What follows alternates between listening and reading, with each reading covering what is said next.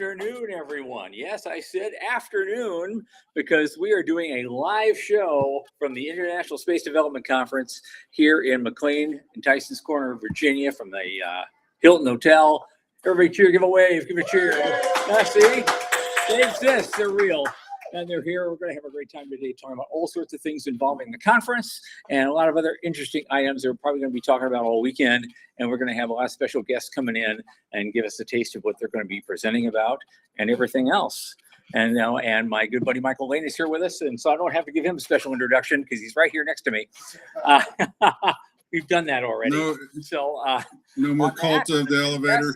At the Center for Space Commerce and Finance, my name is Thomas Andrew Olson, and this is the unknown quantity.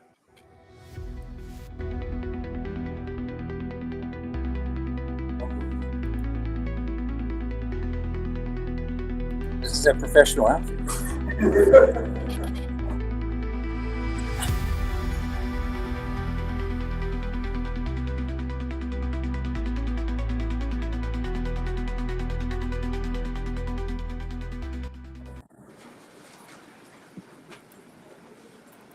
Okay, guys, as you know, this podcast is in fact brought to you by the Center for Space Commerce and Finance. And what do? We do advocacy and activity and all sorts of action to help small and medium-sized companies in space and other areas, mostly space, all around the world through access and advocacy. And our world-class boot camps and our special investment summits have been going on around the world for years, and we add a lot of value to that. And we've introduced like 98 companies in the world since we started all this. So there we go.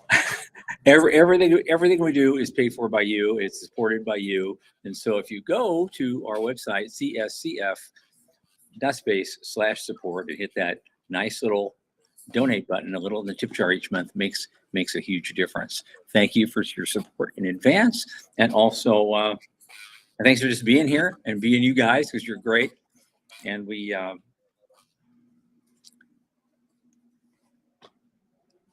just lost what I was going to say, but we're a live show, no pressure. We're just going on with this.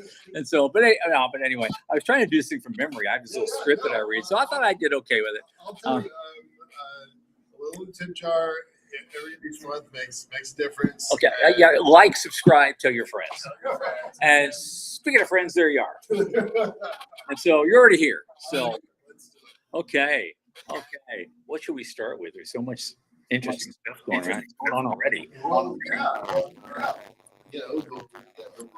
changed a lot last week. It's going to change again next week. Yeah. So, and we're not even talking about the Elon Musk. Yeah, the SpaceX IPO. Oh, that. Yeah, we're not even talking about that yet. I'm talking about the big boom, the big bada boom that happened last week. The mushroom cloud off the pad. My God, it was a lovely explosion. But what do you do with it now? I guess that makes some interesting. That's a poster explosion. What that was. Yeah, we're just happy to get some input from you guys too. So that's what it's here for: live, interactive, unscripted, and sometimes, in my case, messed up. So there you go. But yeah, what does that do? What do you that do? Of course, big thing blows up on the pad. He says he's going to build another one, and he's going to build it quickly, and okay. But I think the FAA might have something to say about that first. That could delay things. And then there's all the dependencies that happened with that explosion that we're still beginning to count. It's the dependencies that I'm concerned about, right? You've got everybody was counting on Blue for Artemis, right? And it's not just one company had a bad day. It's a series of half a dozen or a dozen downstream developments that are going to get delayed or killed altogether. We got some weird feedback on your side. Is there something else? No, he sounds fine. Okay, all right. Okay, no worries. It sounds fine at your end. I mean, that's what matters. I mean, yeah. Michael's a little muffled because he doesn't have a mic under him. He needs to sit in your lap and talk to them. I'll speak up. Okay. All right. So it's the downstream effects that I'm most concerned about. Yes, it's a bad day for Blue.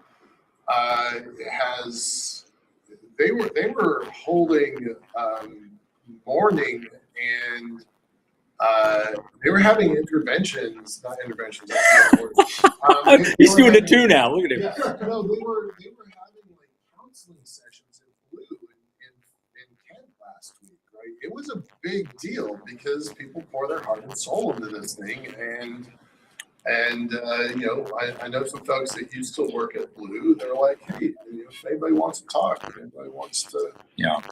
and so yeah, Blue is having a bad day, no question about that. But the follow-on elements of their satellite network used to be Kuiper, now called Leo. Those things are important too, right? That Amazon stock took a hit that week, right?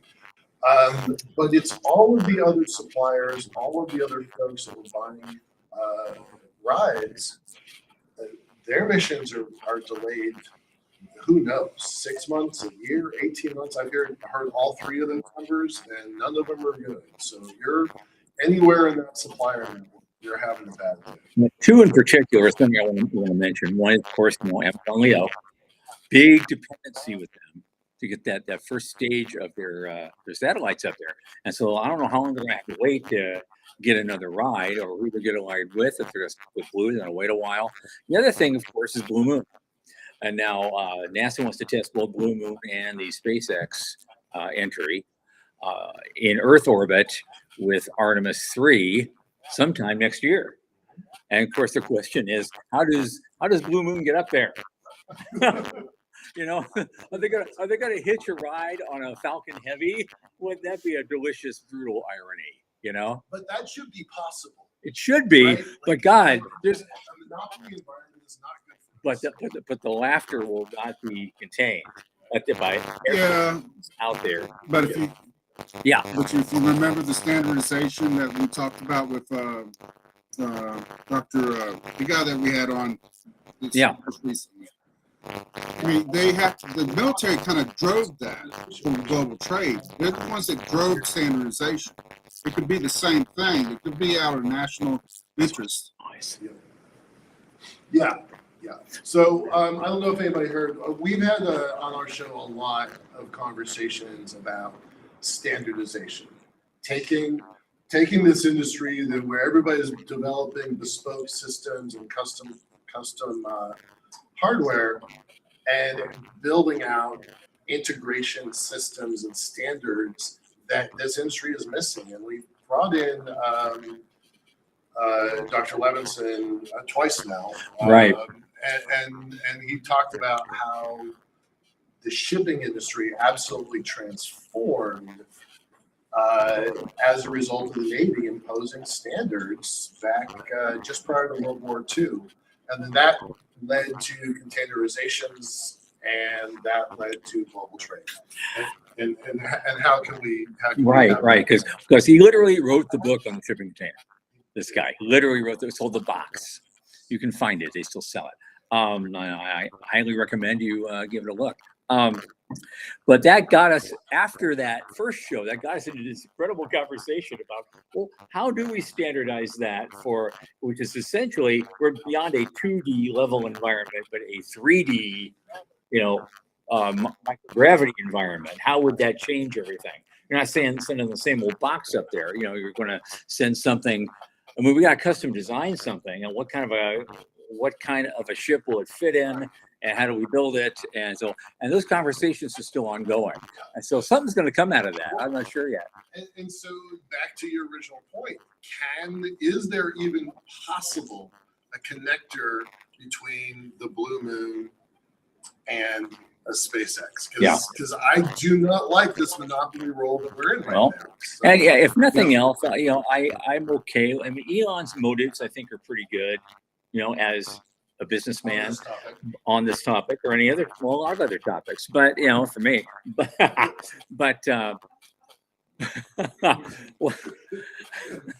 we don't do politics in this room. no, we don't do that in this room. That's right. It wasn't me this time. Oh my God. Now, where was I? I was going to say, oh no, I think it's nobody in business at that level has the pure motives all the time. But he's certainly a man. Right? What else do you think of him, Walt?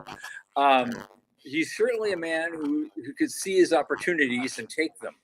Who's going to do three-dimensional air traffic control?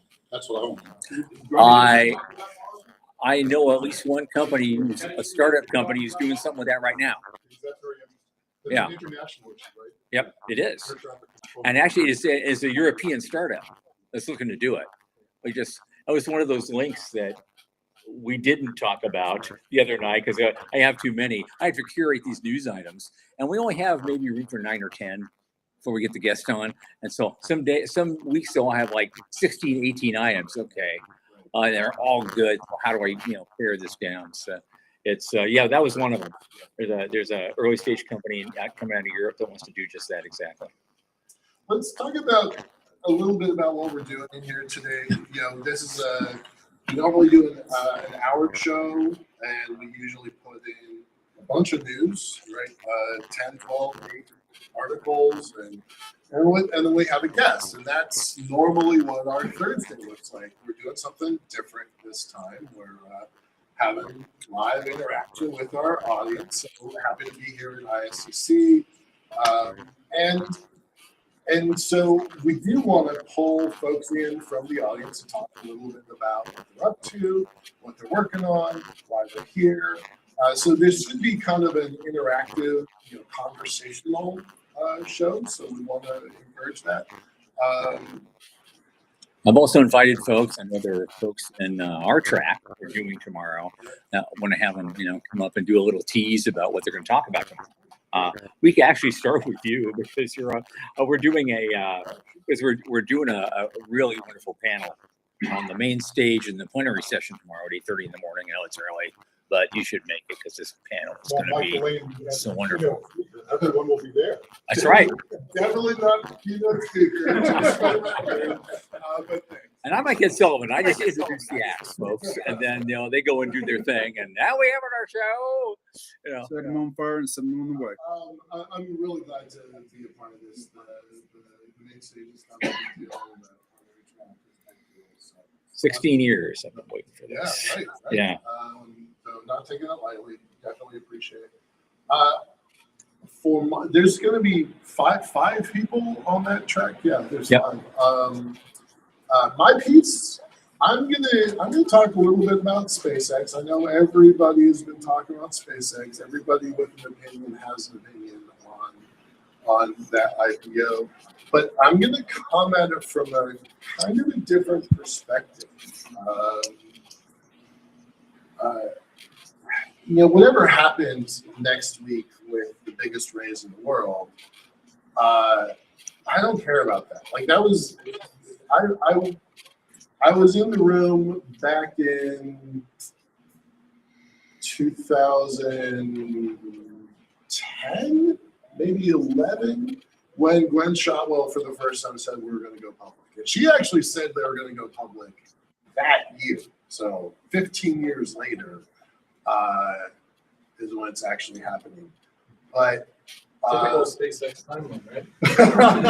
Okay, I will throw Musk under that bus, but Shotwell's got her shit together. She's really good at this. So there was I would submit it was a change of plan. Could be worse. Could be a Tesla.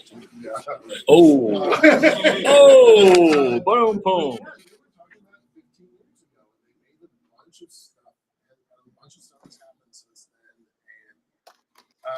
Some people are arguing that the Facebook rules that when you have 5,000 stockholders makes you de facto of a company. They were getting bumping up against that.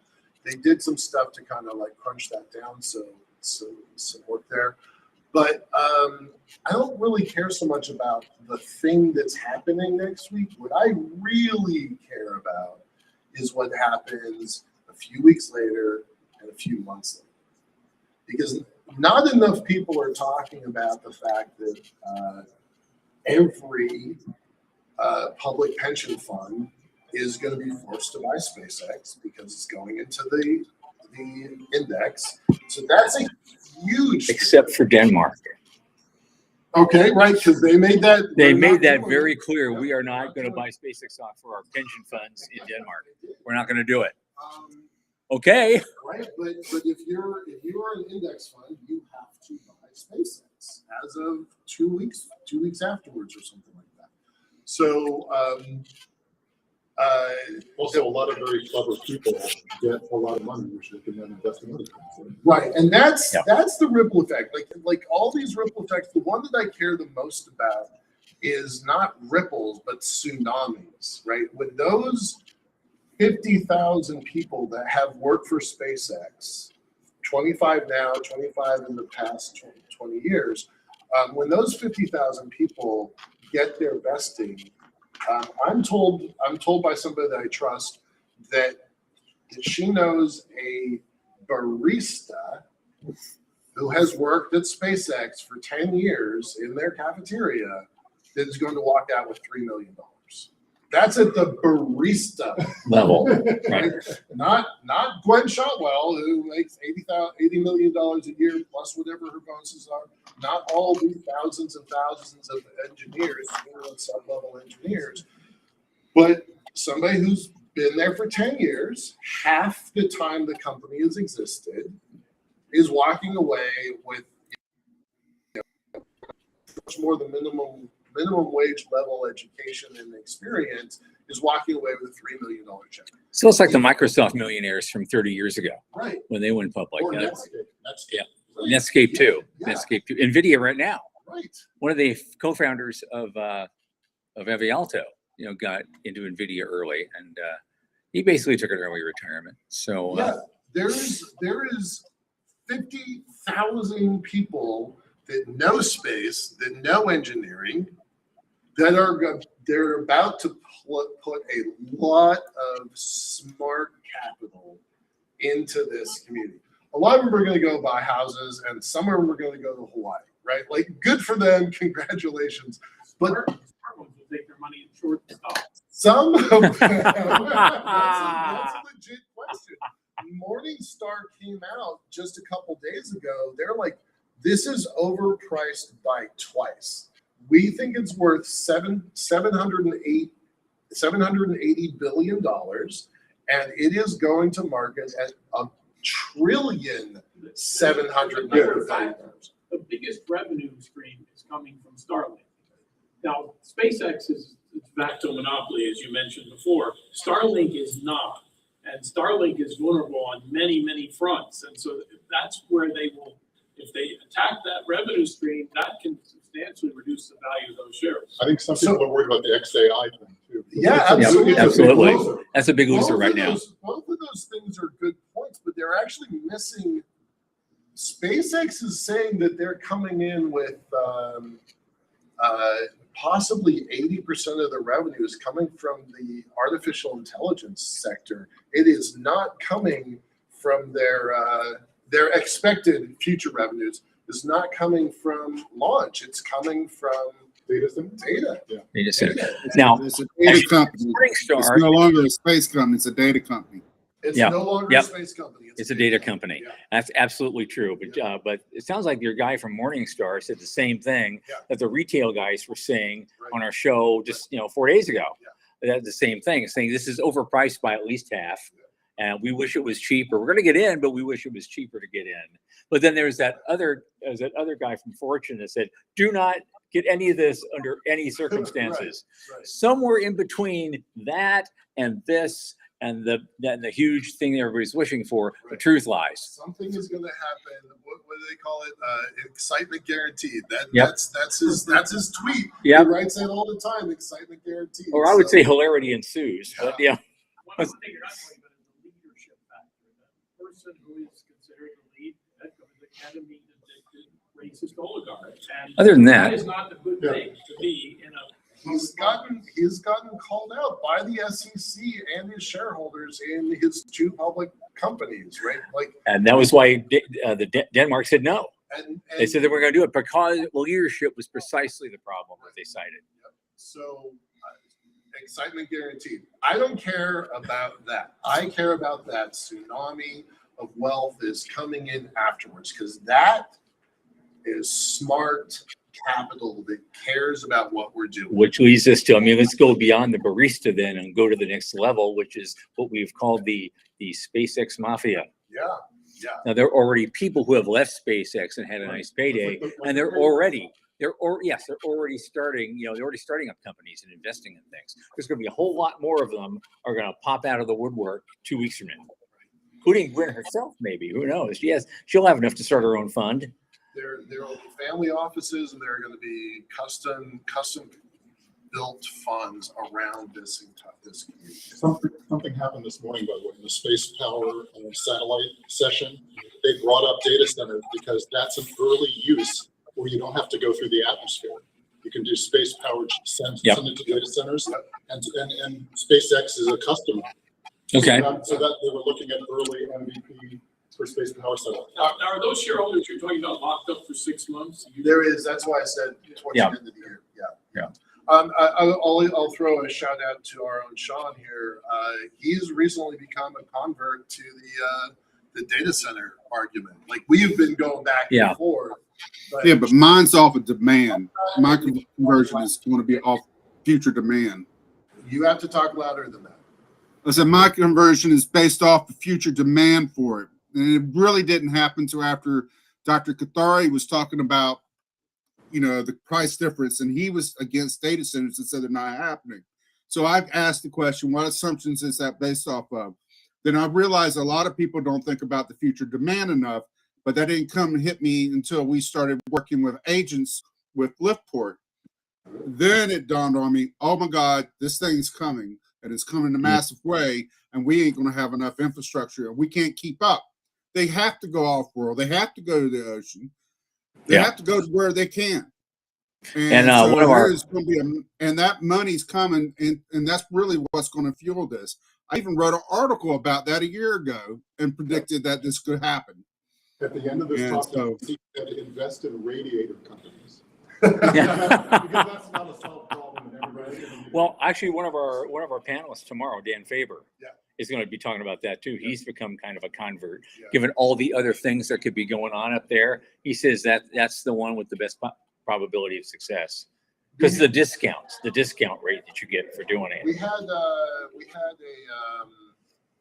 a guest, Philip from Philip Johnson and StarCloud, and he specifically said radiators are an unsolved problem, and if he was going to start over again, he might have done it. Well, Shubber Lee'd be happy about this. He says, oh, somebody's finally looking at the physics, the actual physics. What do you know? You want to bring in somebody? Let's bring in somebody who just walked in. Kamisha, come on in. Come on in. Just sit in the hot seat right there and stare at that camera. Okay. This is Kamisha. She is a legal expert extraordinaire, and she's going to be presenting in our business track tomorrow. And I thought if you introduce yourself quickly and just give us a tease to what you're going to be talking about tomorrow at the business track. Sure. So, Kamisha Simmons, I'm an attorney based in Dallas, Texas, and tomorrow I will be presenting on building empires in the sky, but particularly when we have these increased business operations offered, and you are an operator, let's say on the moon. How do you use existing law and existing frameworks to protect the territory that you're working in and the area of operations that you're working in for an indefinite period of time? Because and it's a spinoff, the presentation is a spinoff from my Building Empires in the Sky article that I published in the Space Review. That article was more about territorial expansion. This presentation is going to be more about operational. When you're operating, what are the laws and rules and principles that will allow you to continue operating in an area and hopefully not have anyone interfere in your operations while you are, mining or in structures or whatever you're doing at that particular time on that particular site. A couple days ago, NASA came up with hey, we want to block some stuff off, and we're not going to own it, we're not going to control it, but we're going to classify it as, ask for non-interference, and we're going to run some experiments. That'd be fine, but they're they're talking about hundreds of square kilometers is the problem. Is it a problem? Is it a problem? That's okay. That's what I want to hear. Okay. Cool. Is it a problem? Yeah. No, I mean, I think it's about who gets there first, as everyone keeps saying, who gets there first. And whoever gets there first sort of establishes the rules, because then once you get there first and then somebody challenges what you're doing, then you're going to already have, had your legal arguments ready as to why you're able to do what you're doing, and it doesn't violate the Outer Space Treaty, it doesn't violate the Artemis Accords or whatever, because you've gotten there first. You've already done, your team of attorneys has already done the legal research and analysis and advised you on this is how you go in and this is what you do. And when they challenge you, this is how you're going to respond. And so until somebody gets there first and establishes operations, whether it's US, it could be China, who knows, but whoever gets there first and starts setting up shop, you're there first. And then so you can, if someone else says, well, you have to let me in here, China comes second and says, okay, you can't, take all this land. Who do you think you are? We'll give you an acre, but you're not going to get all that many acres, So if they do that, you can say, well, number one, we got here first. This is a capital intensive endeavor. And then under the Outer Space Treaty, it says that you can't harmfully interfere in our operations. Outer Space Treaty says you have to exercise due regard for our activities. But then China's going to respond and say, well, under the Outer Space Treaty, there is to be free access to all celestial bodies. And, we're all parties to the Outer Space Treaty. And then at some point, either the US or, if we get there first, is going to have to make an argument saying, and we don't know if it's going to fly, but you would have to say, well, for national security reasons or mission critical, the high level mission critical risk, we have to preclude you from coming into this area. And that's fine, but China can say, well, there's nothing that allows you to operate in this area indefinitely, right? Even under the your own Artemis Accords, it says you can create a safety zone, but that safety zone is temporary, and so it will cease once the relevant operation ceases. So even though the U.S. is saying, oh, we're going to have this moon base, we have built all these structures, how long does it last? 100 years when it says, or do China argue, okay, you can have your structures here, you can have that, but you can't keep us out. We need free access. We either want free access or right of way, something. You can't stop us from coming in. You can't put a fence around your perimeter and, put a no trespassing sign or something like that. Well, we can, but, how do we, from an international law perspective, keep them out? Yeah, because that's what added in. Because first you talked about, if you be there first, you can do this and that. But since I've heard all these other words out of you, I'm going, is that really true? Does it really pay to be first and best, or is it only a 51-49 proposition? I think it pays to be first. I think it pays to be first, but also have a team that's already done the analysis and given you a legal opinion as to whether or not what you're doing is in compliance with international law. And then if there is any gray areas in the law, that you have a team, legal team that's advising you as to this is a workaround because that area was silent, that this thing was silent under the current law or the legal principles, or this is a gray area, so it opens itself to differing interpretations. And so this is how, if you're going in, especially for the bigger companies, they have the big guns when it comes to their legal teams, and they're hiring the firms that are billing out at $2,000 an hour, and they like to bill a lot of hours putting together legal analysis memos to make a lot of money off their client. So they're going to have, given their client, an analysis of whether or not they are able to do what they're trying to do. And so they're going to have that at the ready if they're Sure. smart when someone, disputes what they're trying to do. You had a question? Hi. What's the forum where all these questions are argued about? Is it like at the UN or somewhere?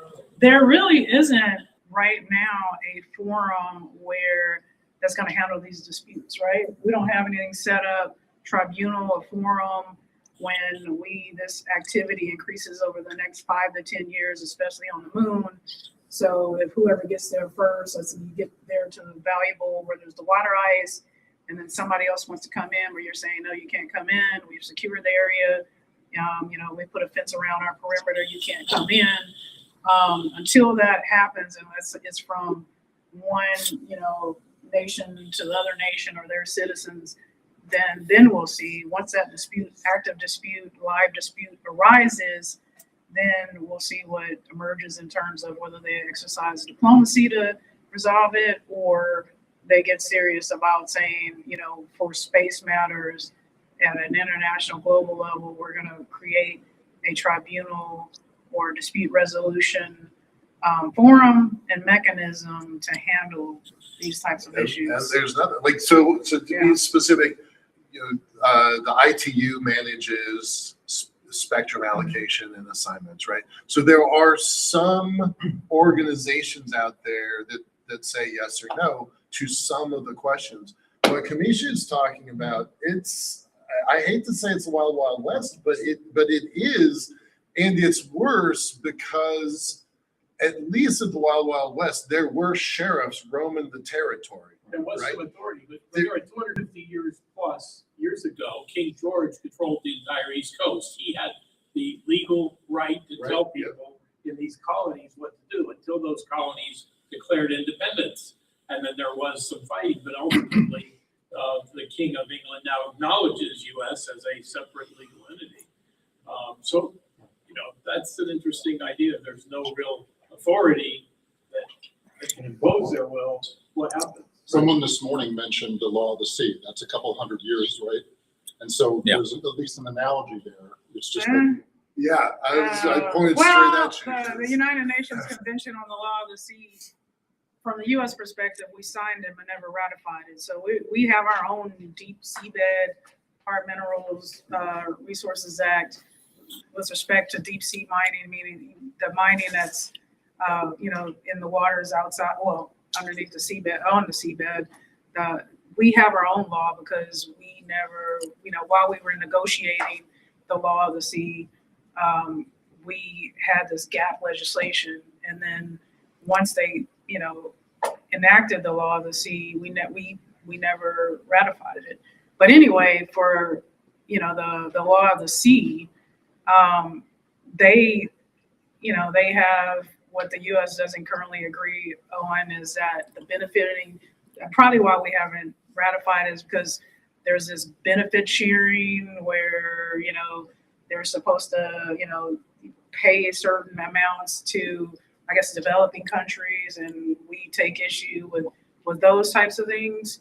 But they have created an authority, right, under the law of the sea, the International Seabed Authority, to govern the activities under the high seas. I don't know if that's in space. right, because you have territorial waters and not territorial waters. But on the moon, for example, you don't have anybody claiming anything. Well, ISA is operating outside of those territorial waters. Yeah, it's for the law of the sea governs the high seas, which falls outside of any one nation's jurisdiction. So it's the high seas where you're out that, was it the 200 nautical miles off the coast that falls out it's no one's jurisdiction. And so that is what it's dealing with, and not within, the 200 nautical miles, which is the exclusive economic zone of that nation. So yeah, it is technically similar in the respect that it deals with a area that falls outside of any national jurisdiction, just like space does. we're gonna talk about this more tomorrow. What time are you on tomorrow? 11 a.m. 11 a.m. All right. And it'll be in the Dallas room, which is right across the hall from us over here. Can't miss it. Lovely room, by the way. And so, so you will come over there and you listen to her and you'll learn something. There you I'm go. actually from Victoria, Texas, but I live in Perfect. Commissioner Simmons, thank you for coming in. Yeah, thank you. Now, counterpoint. Wes, come up here. Let's do counterpoint while we're point counterpoint. Here we go. I don't think they're very off. Those two are not very different. We can spend all day agreeing with each other. I know, but you have another take on things. I'd love to hear your point of view, and I want you also. You're not, since you're not presenting tomorrow. There was no room left in my track. Yeah, I don't know. We dropped out, but I'd love you to talk about what you like to talk about, and get some interest. Everybody home is watching. There'll be other people seeing this, so yeah. My name's Wes Ferris, the self-proclaimed owner of the 3 stars of Orion's Belt and asteroid 160346. I wanted to show you this. I kind of think Wes is a badass. So no one at home can see my phone, but I took a picture of Orion's Belt. I'm like, my buddy owns that. Well, I did a test claim of ownership to the 3 stars of Orion's Belt and filed it with the Knox County Recorder just to get it on paper as a party trick back in college. But then I wanted to see how far I could actually take this. Who's actually going to say no or yes?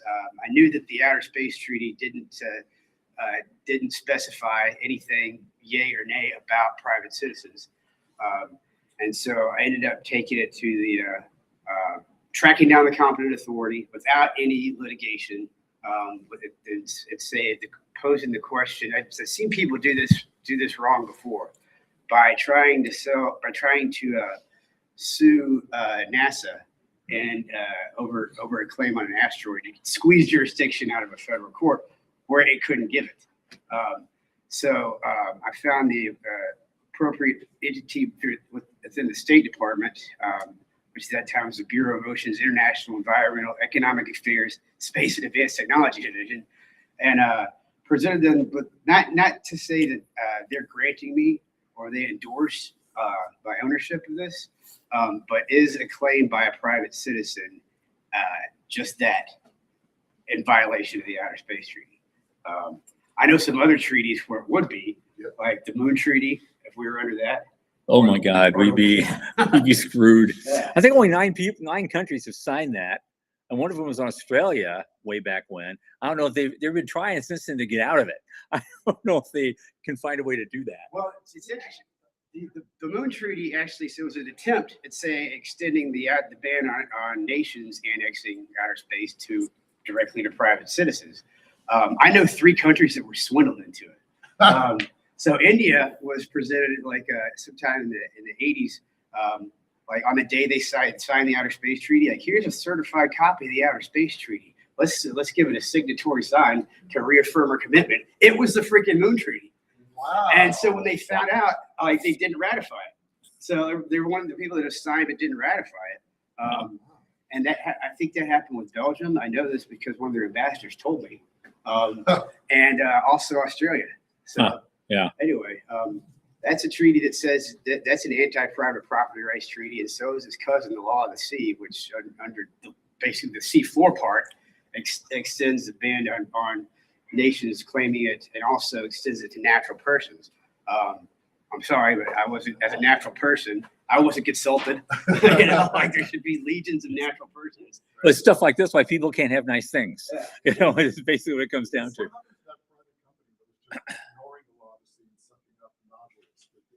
Like a legal entity? They still exist. No, but are they a legal entity somehow internationally untouchable? Because otherwise, couldn't they get every country could? They're a U.S. company, and the U.S. hasn't ratified Oh, it. the U.S. doesn't carry it. Yeah. That's the answer. So, Well, you've got some news. You want to talk about it, or you want to talk about it until tomorrow? You're on camera now. let's see. Well, let's see. Apparently, his news is in a bag. Yeah. Well, He needs to talk about it now. say again, Sean. He needs to talk about it now. We need the ratings. Right. All right, well, in this folder, certified copy. I don't know if you can see it here. We'll take your word for it. It's a certified copy. Of Certified what copy from whom? of a claim to Earth's new mini moon, PN7, issued by, I did it through my LLC, Space Rights LLC. Right. Right. Done it on the county, state, and federal levels, so it's archived. Very cool. And Who signs off on stuff like that? one of them is the, let's see, it's the Department, it's going to be the Department of Justice. That's the federal level. This part goes to the archives, the National Archives. The other was the county clerk, recorded as a miscellaneous document. Right now, up at the State Department, I've got it going through a process called legalization for authentication for use abroad, where it's the Secretary of State's signature on it. I've been doing it I've done several of these test claims over the years, and I always make sure to do at least one per administration, or like Right. one per Secretary of State. I was going to ask, how many secretaries of state have signed your documents? 7. 7. Yeah. Like, Wow. let that sink in for a second, right? Like, these are test claims, but these are claims that have weight, right? So what's this rocketeering for now? It's called a mini moon. It's called it's a quasi moon. It orbits 1 to 1 with the moon. And this goes back to, your original was, let's pick stars that are light years away. Right. And then little by little by little by little get closer and closer. and closer Right? to Earth. So, This, yeah. This one might have some pushback from everybody from the private sector. Do you think it's going to get some pushback? Probably. Go ahead. Yeah. What would happen if, for example, Astroforce tried to mine your mini moon? I would first say that there's plenty of space for all of us. And then I would sue them in every court in the land. Right? Like Astroforge is a company that could actually go out and tackle something. So what if they did? I guess it would come. You would have the choice to either say there's a problem under the Outer Space Treaty, because it all falls back on nations, and just say it's the nation's fault. But I would aim for this is just a general blanket property rights claim, and for mineral rights. So I'm trying to do this without litigation. Yeah, so Yeah. what if they argue that you never physically possessed? They physically possessed it because they got there. You never physically possessed it. So possession's 9/10 of the law, but then there's that other 1/10. Or 9 years to life, depending on what you're possessing. I would say the one that achieves both, but there is a mission plan. It's not just going to be a paper claim. So if they, there's a planned mission to where that I'm part of, to where Well, the goal is to land there first. well, then on that example, though, let me ask you talk about, somebody else got there, but you made the claim. Did you pay some money to put in these claim forms? You have some skin in the game. Well, yeah, there's standard. Okay. It's standard government. So, but technically, you have skin in the game. So, for example, when I bought my house in Florida, we closed on April 7th of 2020 because of all the COVID issues. I couldn't actually get a flight down there. My flights kept getting canceled. So I said, hell with it, I just drove. I didn't actually take possession physically of the house until May 15th. Did I or did I not own that house for that intervening 5 weeks? No, you I'm owned it. asking. You owned it, but there was a chain of title, there was recording of deeds, however long that property had been there, and homes had been there. And so it wasn't the Wild Wild West where it was the New World. Right. Now you're in England or Portugal, whoever you are, and you're saying, I'm going to stake a claim to 10 acres in the New World before you got to the New World. Mm-hmm. But then somebody that came over here on the boat and then got here and actually built something there. So then you're saying, you're still in Europe and you're saying, oh, I have the paperwork for that, but then when you arrive in the US, somebody already built homes, barns, whatever on your land, got some horses and some cows, and then you're saying, you're saying, Yeah. get off our land. Those, Well, they said, those, I've been here, how long, how do yeah, you know? right. Those darn squatters, right? Right, like I own North America. And so that, you're one of those. Yeah, there's gonna be competing claims as we get closer and closer. But there's no international court for settlement of those yet. I mean, there is, but we haven't. No, it's going, no. If it was, the US wouldn't join. Just like one of the private entities. Yeah. Doesn't exist yet, so that's a problem that hasn't come up yet, and I don't have the answer to that. Is anything about the body recording just the physical object itself, or is there anything that's also tied to the orbit that it's in? Because I could also imagine in a not quite mining scenario where somebody like Transastra comes up and collects the body as a whole and transports it somewhere else, right? And so it's like Put it into the lower hull of the Enterprise, and fly away with it. Yeah, no, transaction just came up with a bag, yeah. So it's like, what about the body, or what about the documentation correlates that body? Okay, so I've got it down to NPC designation, minor planet category discovery. That's the classification.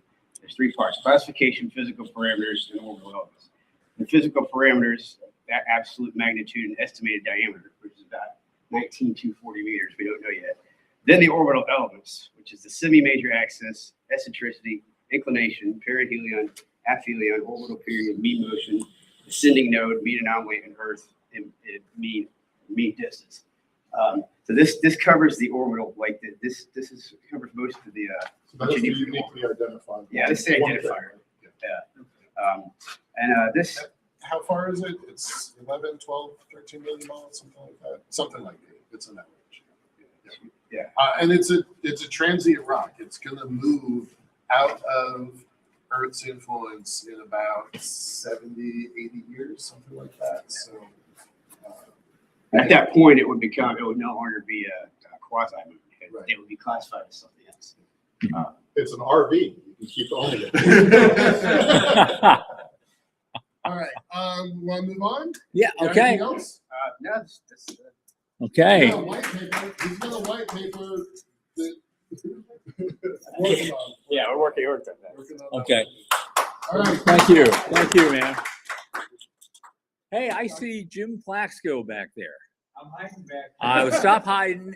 Get your ass up here. Sit in the hot seat. I get it. There's that award-winning personality, Tom. That's how you get Yes. friends. Oh, he'll be back. All right. Okay. Okay. Hello. So tell our viewers who you are and what you're going to be talking about here. Sure. I'm Jim Plaxco. In addition to being the subject matter expert for economics for the National Space Society Space Ambassadors Program, I have to take a breath now. Yeah. I'm also president of the Chicago Society for Space Studies, which I imagine is why you have me on the business track, because I'm going to be talking about a space station design cost simulator, another mouthful, that we just released on our website. Yay. Okay. Yeah, that's fine. I don't think the world has enough space station simulators. I mean, I really don't, because that's an area I really am excited. Yeah, see, well, for me, I was limited in terms of my choices because I was looking for a way to make our website more engaging, particularly to a younger audience, especially students. And I wanted to come up with a way of getting people to think about the whole process of decision analysis, particularly techno-economic analysis and financial analysis. And given my interest in commercial space stations, which I view the success of as being crucial to continued economic development of cislunar space, I thought building a space station design cost simulator would serve all of those purposes, and, particularly since the students, the audience, they're learning about decision analysis, but they're doing it within the framework of thinking about a commercial space station and its capabilities. So I saw it as being a really nice way of getting people to learn about one thing while thinking about something else that they might view as being more fun. So, Okay. yeah, well, see, for me, it was Money. That's why we're here. Were you a part of the NSS that they had a couple days ago about focus? I wasn't party to it, but I was aware of what was going on. And this is, I don't know how familiar your audience is with it, but a while back, NASA announced a slight redesign of the commercial LEO destinations program, which basically threw everybody except I would say Axios under the bus because they were going for, hey, we want somebody who will attach a module to ISS. And the whole point of the commercial LEO destination program was to come up with independent space station successors to ISS. So I know there was a fair amount of pushback on that decision to alter the program in that way. And in light of the pushback that NASA received from various organizations and individuals about that decision has now been rescinded. So we're back to actually doing a better job of moving the prospects for commercial space stations forward. I don't think it was ever an official decision, but they were pushing the idea pretty hard and wanting people to buy into it. And when they didn't get any buy into it, they backed off. Thank you, Cliff. Yeah. Where can people find that simulator? If they go to chicagospace.org, they can find it there. Of course, they'll find it from the homepage because they'll have to go to the user guide first in order to get access to the simulator. And I do suggest at least quickly scanning the user guide, even though it's long. And that was a real challenge for me, was designing a program that it lay somewhere between a spherical cow and Bonini's paradox, which is meaning too simple to be useful. Right. Bonini's paradox being a model that's so complex that you lose your ability to understand what you're modeling. And thinking about it from a novice perspective, if you're wanting students and the general public to be able to use it and understand it, you have to have a few enough set of input parameters that they have to specify, and not all that many output values that they have to then understand and go back and modify based on the inputs, which means that I'm making a number of hard-coded assumptions within the framework, which is also driven by the fact that the hosting service we're using as a platform to deliver the app has restrictions on memory, CPU, bandwidth, and then you also have to be concerned about the lag time for how long does all of this take to recalculate. And the more recalculations you're doing with each iteration, the more time someone might have to sit there twiddling their thumbs waiting for an update. And right now it's pretty near instantaneous. So I put the link up on the chat. so we can pass it out to our audience. By the way, I want to do a quick shout out to our audience. I brought it up myself, so I guess, I forgot to look at that to see who's here. And our people here today, Luis Andre Reyes, one of our new fans, is with us today, and welcome, sir. Jason Todd Sprecher, one of our, we love that guy, and he's here today listening to us live. So that's appreciate y'all, and especially because it's a different time than normal. So y'all actually had to set your alarms to come in. So really appreciate y'all. Appreciate it. They're skipping work. They're skipping work. All right. Anything else yet? Go space. Go space. okay. All right. Okay. Thanks so much, sir. Thank you. Good talk skill, folks. Aiden, what you got? Question for Jim. Yeah. Is it more of like a sim scheme, or is it more of just enter a number and you get some sort of? There's about 20 input parameters that you can specify, and then there's a lot more parameters that or values that come out of that. And the emphasis is on coming up with a design that can make a profit.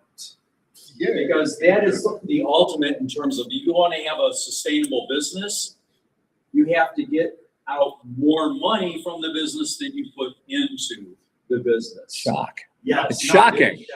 Not involving underpants. Right. Profit. Shout out to Aiden, by the way. He just got accepted to a PhD program. It's Few days ago. full ride. Yeah. I interviewed Tuesday, they told me I'm in, I'll receive more documentation in a month, but I started the fall. Yes, excellent. Good job. Good And job. he's going after control. So the other side of space stations. Yep.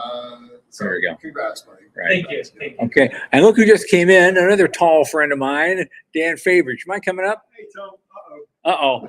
Well, he's part of our thing tomorrow. How you doing, young man? Good. Sit in the hot seat. Yep. Tell folks who you are and what you're going to be doing here. Give us a tease for, Thanks. G'day, Daniel Faber, engineer, serial entrepreneur, general, no gooder, trying to break / fix the space industry. Okay. But you are recently from Orbit Fab, obviously, and you spent some months in the wilderness now. You're probably in a sweat lodge in Mexico someplace. And so what visions did you have while you were there? Well, still on the board of Orbit Fab. Okay. So still involved to some extent, but stepping back. So it's given me a chance to work on some of the other things. You probably know. 25 years ago, I decided we should get humans off this rock. This would be the most important thing and interesting thing to work on. But I put together a list of industries that might pay for those first permanent jobs in space. Yeah. Space-based solar power didn't math back then. Couldn't see myself as a tour operator, and the only other thing on my list was mining. So I've been chipping away at that for 25 years. So we had deep space industries, probably wearing a shirt today. We built thrusters that could run off material you could get out of an asteroid, realizing the first thing you'll probably sell is that material turned into fuel. At Orbit Fab, we were building the interfaces and then the whole service for delivering fuel on orbit. So the next logical step is to work on the chemical processing. So at that point, you've got the thrusters that can use the fuel, the market for the fuel, processing of the fuel, and all you need to do is shove an asteroid in the top end of that, and it can be actually economically used. So that's one of the things I'm looking at. But then people are trying to distract me by direct-to-device communications plays. I had an in-space entertainment play, which is one of the other things I added to that list of industries that might pay for the first permanent job in space. Someone's actually interested in buying those assets off me. So it's been an interesting journey, and it's slowly narrowing down to exactly what I'm going to do next. It's down to sort of two options, really. All right. So will we hear an announcement tomorrow at the panel?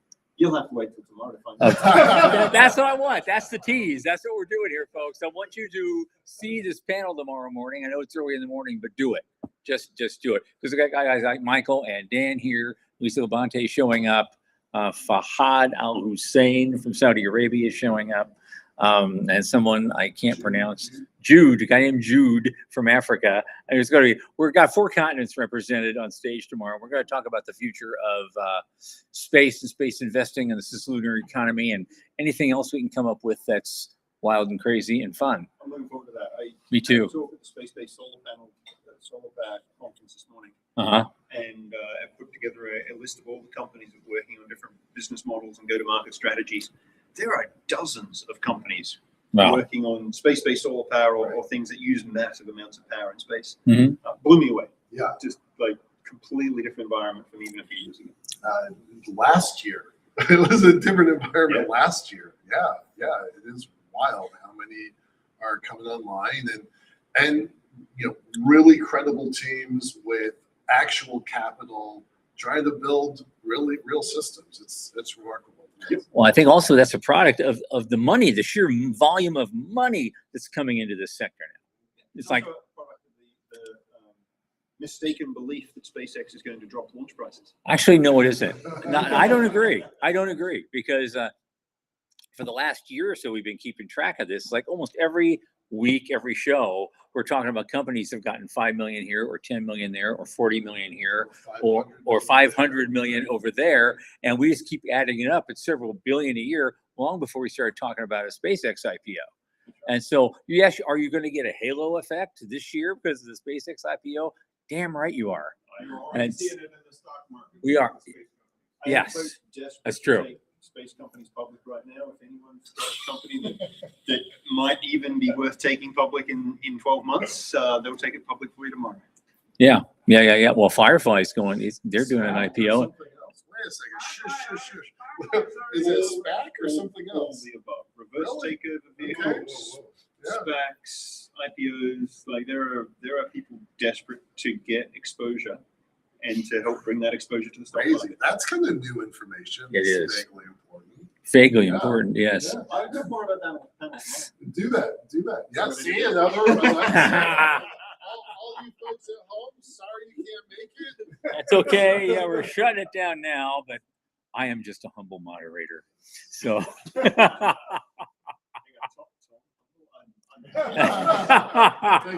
thank you, my friend. See you tomorrow.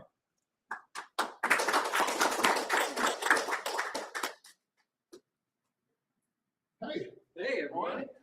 Hey, everybody. No, it's not. That's all counts. Introduce yourself. Hi. Thanks for being here. So to the folks at the room and to folks here with us at the conference, I'm Dr. Joseph Meany, president of the Interstellar Research Group. I'm a little bit of a new entrant into the space industry as far as being involved professionally is concerned. My background is in chemistry and material science. So I did all of my education focused on specifically chemical reactions, things of that nature. And as Michael and I were talking about before we went live here today, I got started on molecular scale electronics. So I focused on just the really, really small stuff. And the big fun of my dissertation was making a diode just out of a single molecule that was 1 nanometer long. It was pretty exciting the day I got that data back. But I'd always harbored like a fascination for space. I was always the one with the Time and the Life magazines and whatever. And my parents, they never sent me to space camp, but that free commercial VHS tape that I got by calling the toll-free number, I wore that thing out. I absolutely wore that thing out. But when I proved bad enough at physics that I knew that I wasn't going to cut it as a mech engineer, I kind of wrote off space as a bit of a dream. But then it was in graduate school. I was invited to give a talk at a place called DragonCon. Any DragonCon? Oh, yeah. I'll be going Labor Day. Excellent. Yep. So I gave a talk on, the applications of nanotechnology for space because the interest continued to harbor. And after the talk, one of the attendees came up to me and she's like, "You are going to have to meet my husband. He wasn't able to be here for this, but his name's Les. You would really like him. He's the chief technologist of Les NASA." Johnson. Les Johnson. awesome. Well, that explains your interstellar too. Exactly. Exactly. So it was from there that I got invited to this group in Oak Ridge, Tennessee, and this event called the Tennessee Valley Interstellar Workshop. And from there, I was sitting around in the room with like a bunch of propulsion engineers and a bunch of like habitat scientists and things of that nature. And I was listening to all the talks going on, and I was like, they're talking about moving a lot of stuff around. There's a lot of stuff in space. And I know a lot of stuff about stuff. So I actually have something to bring to this conversation. So fast forward 10 years, the Tennessee Valley Interstellar Workshop rebranded itself. It went international. It's now the Interstellar Research Group. And so I'll be presenting actually tomorrow on the interstellar track because of my professional expertise in carbon-based nanomaterials. I'll be presenting a review of carbon allotropes and its use as photonic sampling materials. So I get to talk all about the new stuff that's come out with graphene and carbon nanotubes, and if you make these sort of lightweight composites, what new types of missions kind of open up that were impossible if you're focusing on the breakthrough starshot laser type propulsions. So we're going to have a pretty robust discussion of that, which I'm really excited about. Well, for someone who's concerned about math, not that long ago, you've done pretty well here. You got the chemistry and the physics down, clearly. So yeah, sounds like a lot of fun. Electronics was my worst class in college, but then I go on to invent the tiniest diode. It's like, all right, well, I guess the things that I find really hard are just the ones that are truly motivating. Yeah, I get it. The one programming class I took in college, I just was miserable at it. This woman, just German woman, says, "It's obvious, nothing about Fortran." Well, years later, I ended up with a 31-year career in IT. So, and now I moved into telecom. But yeah, I get it. Sometimes what you study doesn't always work out, but you always find something where you find some passion in. Yeah, it keeps you involved, and I do IRG stuff as a hobby. Like that's it's all unpaid, it's all volunteer work. But I think we're doing pretty well for ourselves. We're going to have our second European conference, the second European Interstellar Symposium in Venice, Italy, later on this year. Teamed up with the University of Padua for that, which is really exciting, in the IAA. And then we teamed up with Georgia Tech for the 10th Interstellar Symposium that's going to be in Georgia in 2027. So lots of exciting stuff going on.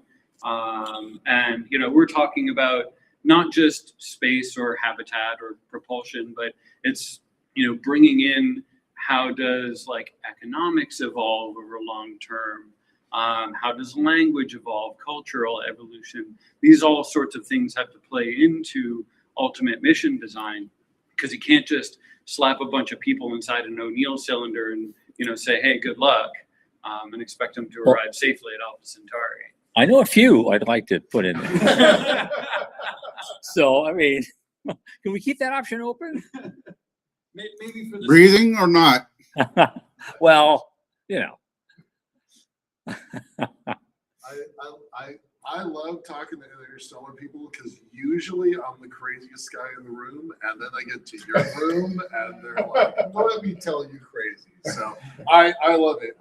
I seriously, legit question: are you aiming for warp drives, or you said solar sails, or life ships? If you were to pick one of those three, where would you? How do you think we're going to get to another star? Yeah, so I do like the idea of world ships or, habitats, things of that nature. My concern for that is the energy budget that has to bridge you the gap, because your ship is going to be radiating energy all of the time in all directions that you're going to be driving through. And so it's like do you load it up with the mass and energy budget that you're expecting to have to survive a 200, 300, 500 millennium long journey? We don't have the energy storage devices for that. And the amount of uranium or fissile material that you'd have to rely on is extremely large. Now, is there a possible amount of helium-3 or fusionable material in the interstellar medium? We don't know enough about the interstellar medium to actually say yet. And that's where some really interesting rapid missions to the heliopause would actually be quite useful. And René Heller out of Germany, he put together a mission concept that got carbon foam sailcraft out to the heliopause in 4 years. And so the work that's going to essentially come from my talk here today is going to sort of develop into new concept development, because he limited his sailcraft to 0.6 AU. I think we can drive it closer to about 0.01 and really push the limitations of the thermal capacity of the carbon foams to get that acceleration. And notionally, a lot of these mission limitations stay further away from the sun because they want to avoid sailcraft ablation. But where I'm headed is I actually want to take a lot more advantage of that. Okay. So, I'm just basically presenting the pitch to work together with, other people in that space to come up with some new ideas. It's interesting. You're mentioning interstellar propulsion. You're mentioning Dragonkind in particular. By chance, this is weird. By chance, do you know a guy named Greg Hodgin? Lives in the Atlanta area? No. Okay. Okay. I was just curious. He goes to Dragonkind a lot too, but he presents sometimes. But he's put a group together. It's called the ZC Institute. It stands for Zero Carbon. They're working on alternative energy. Oh, and they're doing he's doing something called a quantum hack to kind of get a pseudo fusion, out of this machine. But he says the other side of that, doing that, I convinced him this is what he needs to do to make money. But the other side of it, tweaked a different way, we might be able to get a workable warp drive out of it. Yeah. But I don't let him talk about that, because all funding will dry up tomorrow. But making a small fusion-like reactor that's only like this big, it'll fit in your car. That's something that maybe it's possible. I don't know. Yeah, I leave the warp drive stuff to a lot more of the mathematicians in the community. I say, hey, good on ya. I'm a material scientist. If I can't mix it up in a beaker, I'm kind of lost. But there are some. I just wondered in your circles if you guys had crossed paths. That would have been an interesting meeting of the minds. Yeah, no, unfortunately we haven't. John Bradford out of SpaceWorks Enterprises, like we know him. And Brad Cheatham out of Advanced Space. I know Brad very well. Yeah, so we've met a couple of times before, and Bart, one of Brad's writers, actually is on our advisory committee. So we've got our fingers in a lot of different areas because essentially these problems are big enough that you have to bring together the communities that are going to point out, hey, if you try this thing, it has knock-on effects over here. So we want to make sure that people are talking to minimize a lot of those knock-on effects. Yeah. Tanner, did you have a question? Yeah, so Joe, I don't often get to harass somebody who's got deep carbon nanomaterial type experience whilst they're sitting next to a space elevator guy. Yeah.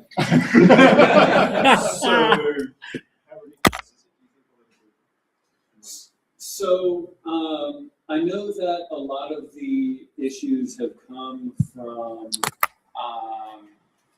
defect engineering is the big limitation, right? Like, yes, you have the tensile strength and the carbon nanomaterials and things of that nature. But where the limitation really comes from is carbon nanotubes sitting next to one another don't interact strongly. The van der Waals forces are actually very weak, so there's a lot of slipping motion that goes on. I am really interested in some of the high pressure work that's going on right now to actually make the synthetic Lonsdale lights, because, and for any of you that aren't familiar with your carbon allotropes, so there are the graphene type sp2 allotropes. It's graphene, carbon nanotubes, buckyballs, all that. And then you've got the sp3 type allotropes, of which diamond is the most famous.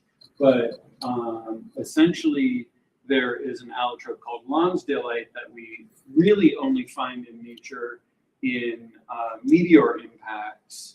But people are working on creating it synthetically in the lab, and they're creating it synthetically in the lab by taking two planes of graphene and then subjecting them to immense pressure so that those two platelets cross-link into its own new synthetic diamond-esque type form. And that's going to give you the rigidity and structure that I think has the opportunity to, where you start with tensile strength in one direction that's benefited on the carbon nanotubes, but then if you got them to cross-link in 3 dimensions in a way that nanotube yarns, nanofiber yarns won't be as strong, gives us some hope.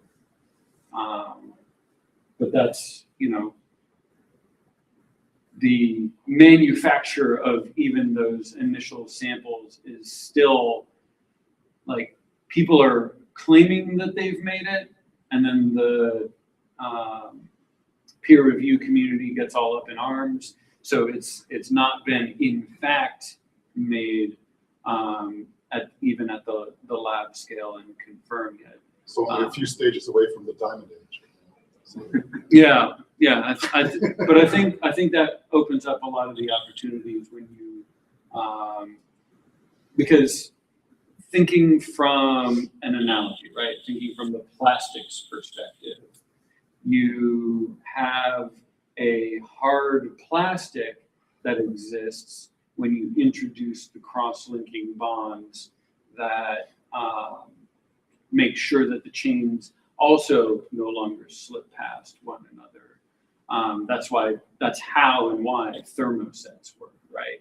And so making this new type of allotrope out of the other fundamental carbon allotropes isn't so simple as just giving a little bit of heat. It takes a little bit of new types of chemistry and conditions. But that's where I think the innovation direction lies. Cool.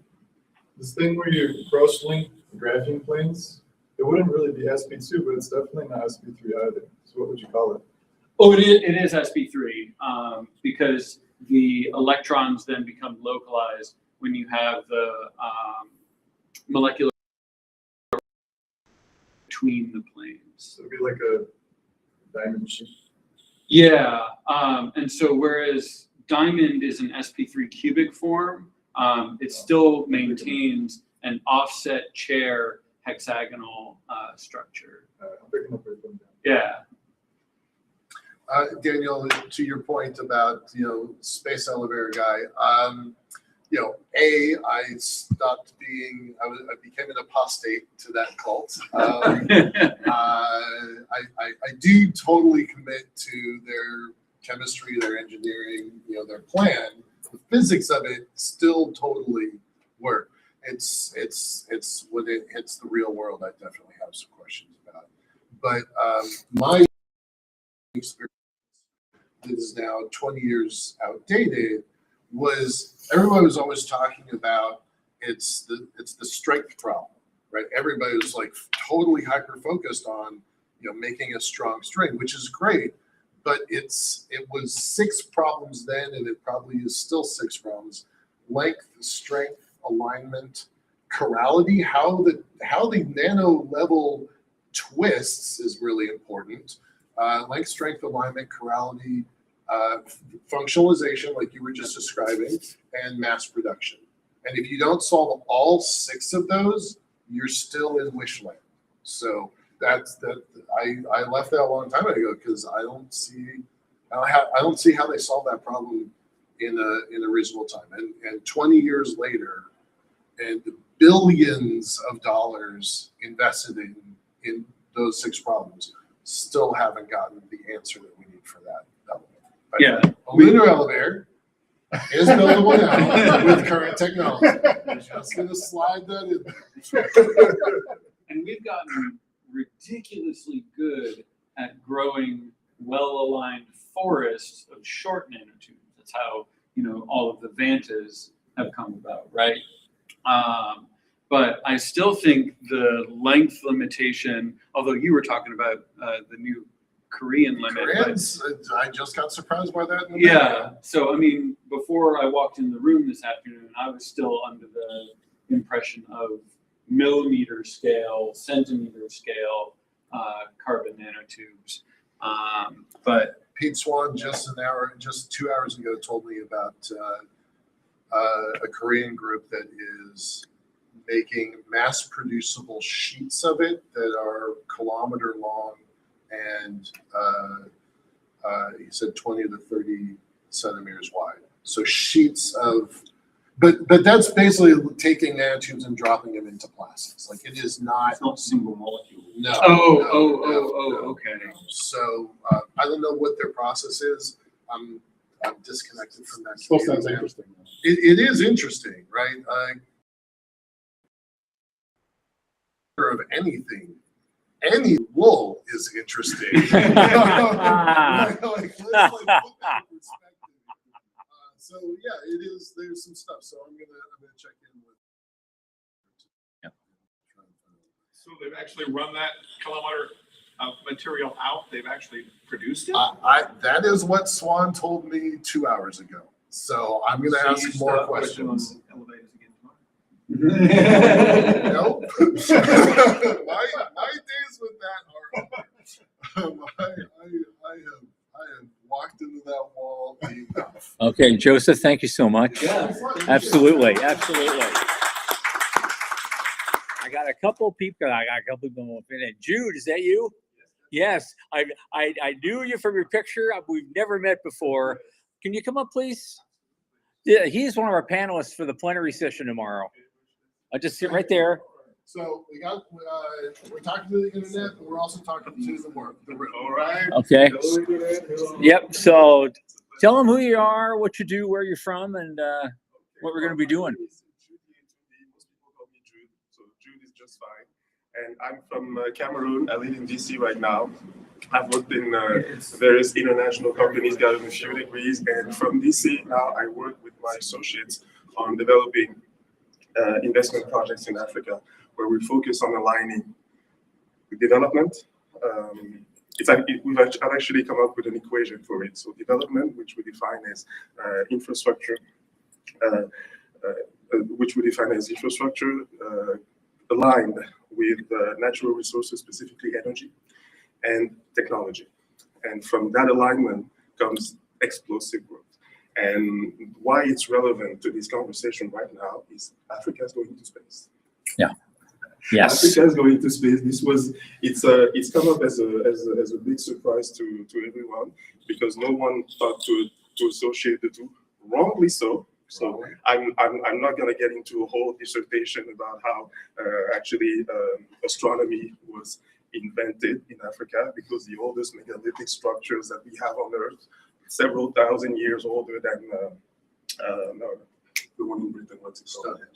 Than Stonehenge, are actually in the African Sahara. So we can talk more about that yesterday. So it's a very old tradition that Africans are reviving now and using it in ways that are absolutely innovative for development, which has all sorts of consequences in terms of their own transformation, and also strategic consequences about how the whole lower Earth economy and is going to develop. We can talk. I hope we can talk about how the implications that has for Elon Musk, which are interesting. Because Africa may actually beat Elon to having a million satellites. This is just if you look at the mathematic progression of the number of satellites that have been launched by Africans. So both in terms of the how, the why, and the ambition that has been rolled out by different African countries at the state level, but also increasingly at the private sector level, and the alliances and the connections that are made worldwide. It's Africa is a rising force whose impact will be felt even more going forward. I've been saying for quite a while that development of the African Space Agency rivals and could in fact eclipse the European Space Agency. Oh, absolutely. I mean, I know that sounds like a wild claim, Yeah. but It's gone faster. It's It's more organic. more nations and larger budgets, arguably. Not yet, but soon. Yeah. Plus, we already have at least 2 African launches project. One in Somalia, which is the collaboration between Turkey and Somalia, and another one that's, I think, from last year between Djibouti and a private company from Hong Kong. They're setting up a launcher. There are others coming. I hope in my country, Cameroon, and probably in the countries of the Sahel. Also, I would bet somewhere in Southern Africa. It'll be either Namibia, because Namibia seems to be the best candidate, because they're one country that is putting a strong emphasis on those technologies, lower Earth orbit, but also the wider data economy, because that's what Africa is doing, basically, with space. Africa is using space to build the digital economy, the big data economy. And that big data economy combined with Africa's needs and Africa's resources is going to create that explosive growth. So, and well, these days that also leads you into questions of geopolitics, because obviously that alignment aligns with questions of sovereignty, but also technology, because Africans are using their own specific technologies. I'm lucky enough to be working with some of those companies, and one of the countries to watch in particular in that regard is South Africa. There's some great innovative local technologies that are developed. Actually, it's repurposing often of technologies that are already in use, like radio. Our partners in South Africa are using radio technologies in ways for the space sector in ways that others hadn't, and so useful that even the U.S. Navy is interested in it. So we're actually partnering with them because it presents more efficient and cheaper solutions. So that's one example. There's Kenya, and in terms of the ambition, there's Rwanda, which is a country that has made technology the cornerstone of its approach, which they're already doing in mobile technologies and in all sorts of ways. But interestingly, they've reserved space routes for satellites in the hundreds of thousands. Wow. They've reserved them. So this is and they've already launched, I think, 2 satellites, most nano satellites. I think most of there's about 160 plus satellites that have been launched from Africa. Most of them are nano satellites. But in the case of Rwanda, clearly they have a vision of hundreds of thousands, if not a million satellites, organizing and channeling Africa's data. Okay. Those different places. Will the system absorb 1 million satellites without turning into 1 billion pieces of space junk? That is a great question. Elon seems to think. He doesn't see a problem with it. Oh, well, say no more. If Elon thinks it, well, by God, it's got to work. So if Elon Musk thinks he's okay, I think I'm fine. Oh, God. It's sounding like a Monty Python sketch now. You know, I mean, okay. All right. So it's so actually it'll be interesting because actually you're already starting to see a level of competition between the business models rolled out by Elon Musk, which has to be given their due in terms of their productivity, their innovation, whatever else you think about the man's politics or what type of businessman you have, you cannot contest what he's been able to do. And as I said earlier in the show, you know, he's a guy who he sees an opportunity and he takes it. Absolutely. And so if Blue Origin is going to give him an opportunity by blowing up on the pad, well, okay, he's going to take it. Interestingly, what he's meeting in Africa is he's meeting rising local ecosystems and increasingly integrated through outfits like the African Space Agency that have their own ideas about how to seize those opportunities and how to organize them. Mhm. So that's what's happening to him with Starlink. That is going to happen to him with SpaceX as well, because you will have African launchers who will compete with SpaceX and have their own ideas about exactly what type of satellite constellations should be out there. Why should Elon be the one to have 1 million satellites? Right. You know? Right. So, etc. So that's sort of the note. Well, let's hope it's a productive level. And this is only the tease for what he's going to be talking about tomorrow. This is just, this is, the tip of the iceberg of this man, obviously. Because I'm a 46-year-old geek. So when Michael, do you think this is going to be just an amazingly fun panel tomorrow? Oh my God. It's just going to be great. So I've written about this. I had to stop myself from writing more about this, and I feel extremely grateful that I get to work with the people involved, and I'm very excited to be able to share that with you guys here today, and with you guys over there too. Exciting. And the folks at home. Yes. And the folks at home. If you don't know, it's Daniel and I and you, and then There's two other people. Yeah. Lisa Levante, and Yes, and Farhad Hussein. Yeah. Cool. Great. Thanks. Thanks so much. Pleasure, man. Absolutely. Oh God. We got about half an hour left. What do you got? We're happy to do an open mic, whatever topics thrill you. Okay. And what do you got? Oh, I just hoping to introduce myself. If that's okay. Yeah, come on up. Please come on. Hello, my name's Andrew Olson. I'm an aspiring aerospace engineer.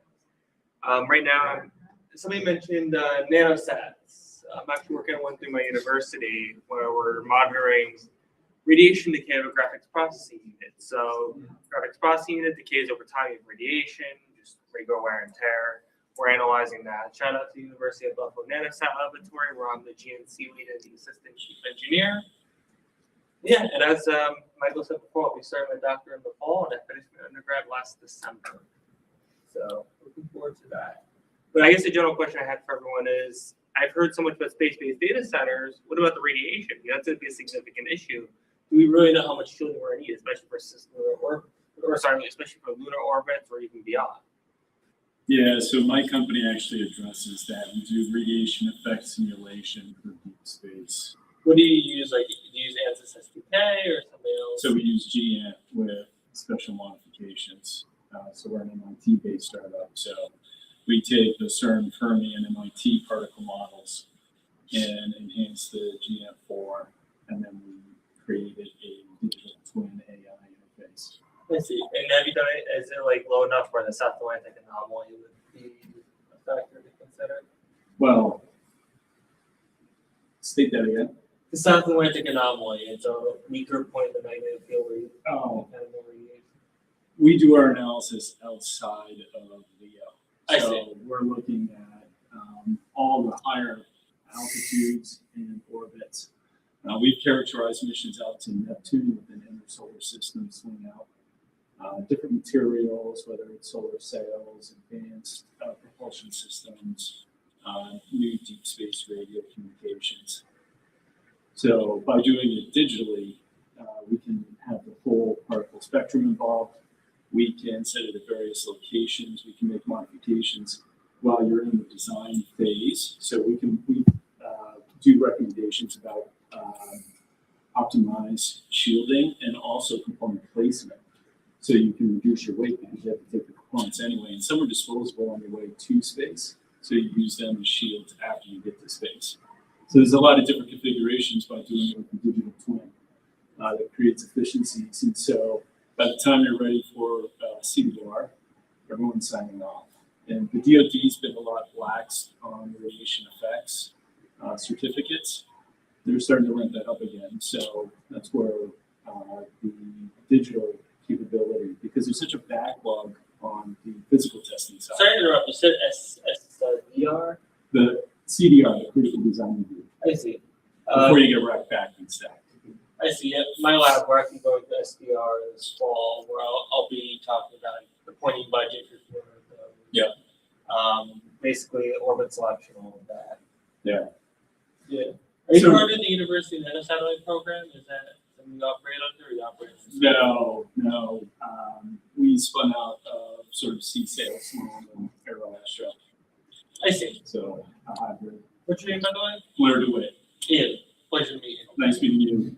The reason physical radiation testing is problematic is because the workforce is retiring and dying. The national labs haven't had improvements, so there's a backlog of 18 months. There was a paper I read during some of our orbit selection. I don't remember the other office, what the short sounds are. And they tried to do an experiment with ISO, where from my understanding, they had a GPU separate from the rest of the computer, and they radiated the GPU, but this was over a short period of time, when they were analyzing their radiation, and they didn't see corrupted data. Yeah. But again, now short term, and from what I could see, it did cost a lot of money. Yeah, for sure. Oh, another aspect though of that is if you think about data centers, there's a lot of emphasis on running the latest and greatest chipsets. And they have a fairly short life cycle before they're replaced by the next generation. And I'm just wondering how that is going to translate into being able to keep a space-based data center current versus how quickly will it fall out of favor because the next generation of chips has made that set obsolete. So it's not, because the radiation hardening, yeah, the chips tend to lag in terms of the generation that they're at. But let's say you don't need to do any hardening at all, just suppose. You then face the challenge of how are you going to replace all those obsolete chips in your data center that's in space? And what does that do to your cost structure and the actual effectiveness? Or do they just become also rans?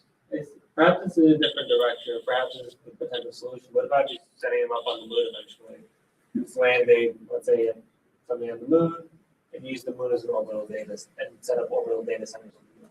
That might make sense if you're able to effectively locate chip production facilities on the moon. Because right now you're talking about what, $10,000 a kilogram optimistically to get something to LEO. The cost of landing something on the surface of the moon is going to be significantly higher for the foreseeable future. So I don't know how effective it, from a cost standpoint, I don't know how effective that would be to deliver your finished chips from Earth to the moon. Although I have to say, optimally, we do want to be able to build things on the moon.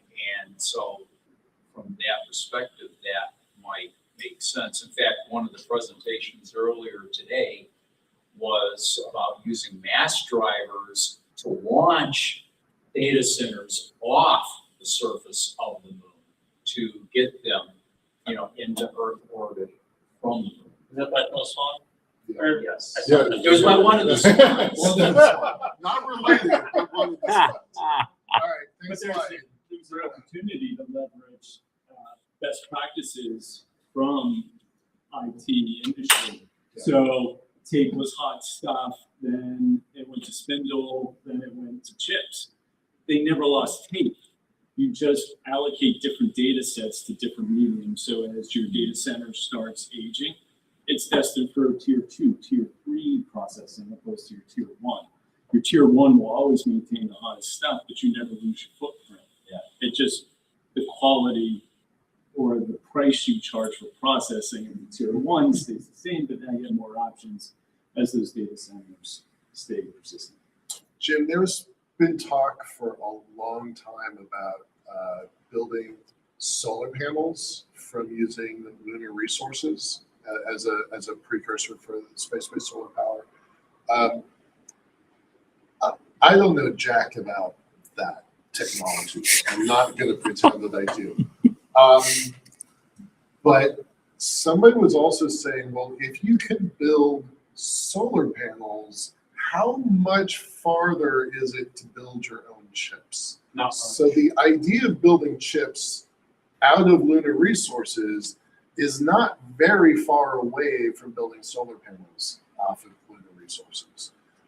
I'm not saying they're good chips, bad chips. I've got no skin in that game, but it is a pretty interesting idea that's not too much science fiction, as I understand. Yeah, that was an interesting history of conceptual development from Peter Glazier saying we build our solar panels, launch them into orbit, to O'Neill saying, hey, we've got the resources of the moon, we can use the resources of the moon to build the panels at an orbital factory and then deploy them in space.